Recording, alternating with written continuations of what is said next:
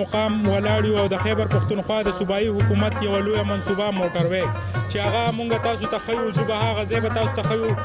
د ظلم کاټ په مقام باندې دا وخت مونږ په چکدره کې موجود یو د چکدرې دا مقام چې دی زمونږ سره تاسو ګورئ چې دلته کې به ټول پلازه جوړیږي او موټروی ته به په دې ځای باندې چې دی ایکسس اصلیږي او خلک به په دې ځای باندې د موټروی د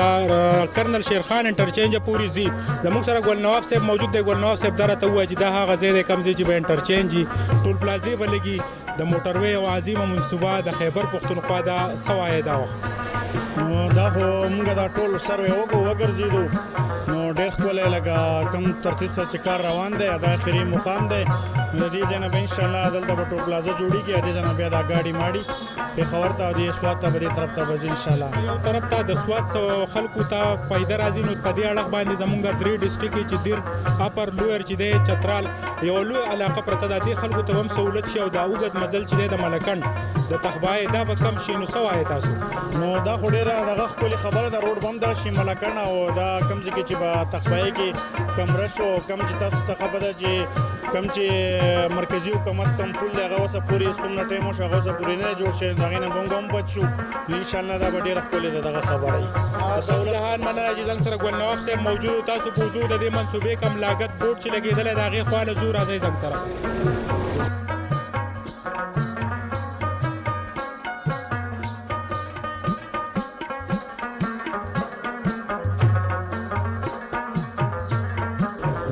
جی د سوات موټروی دا عظیمه منصوبه چې د دې لاګت چې دی هغه تاسو دا ګورئ چې نام منصوبه ملاکنډ ایکسپریس وی رشکی انټرچینج تاپله اسحاقوټ ظلم کوټ ټنل 2 چکدره تخمینا لاګت چې دی 16 ارب روپۍ باندې په دې باندې لاګت راځي د دې منصوبې چې دی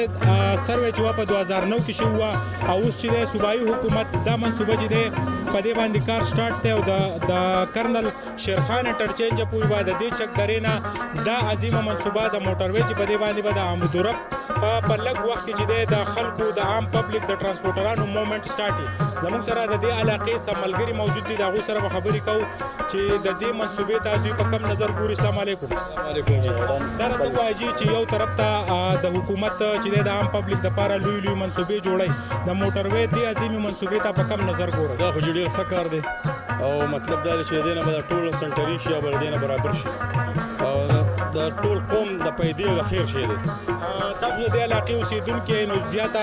خوشحالۍ وړ چې دی ستاسو دپاره ده خو دا راته ووایه چې دې موټروی دا عظیمه منصوبه کله چې تاسو په ملکنډ مومنټ کوو به تخبای نو څومره دشواري به څونه ګرانه ګنټه دوه جي موږ بټخیله کې ودرېدو او بیا به چې دی نو په